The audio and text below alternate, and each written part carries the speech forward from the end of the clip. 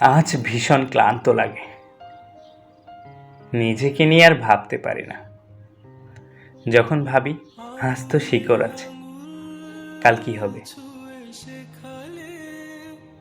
তখন কোথা থেকে জানি দু চোখ জুড়ে অন্ধকার নেমে আসে, সাথে কিছু নোনা জল। কাল নিয়ে আর ভাবতে পারি না। যখন চারদিকের চাপ সামলাতে না পেরে কান্না আসে,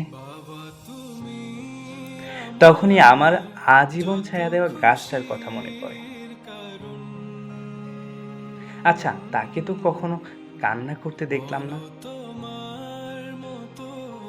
তাহলে কি বাবারা কান্না শব্দটার সাথে পরিচিত নয়? একদিন কথার ছলে বাবা নামক গাছটাকে জিজ্ঞেস করব, আচ্ছা বাবা, তোমার মাথায় কি রোদ লাগে না?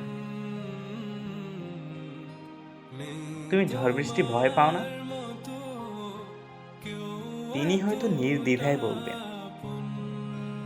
দায়িত্বের বাঁধনে আমার শিকড়গুলো যে আটকা, পালাতে পারি না কোথাও।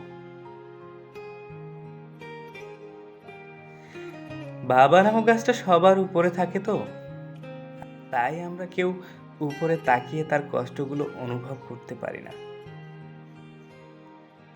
তারও যে রোদ লাগে, সেও যে ঝড় বৃষ্টি ভয় পায়, তা আমরা কেমনে বুঝবো?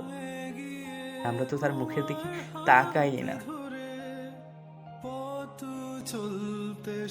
আমার যেদিন অনেক টাকা হবে,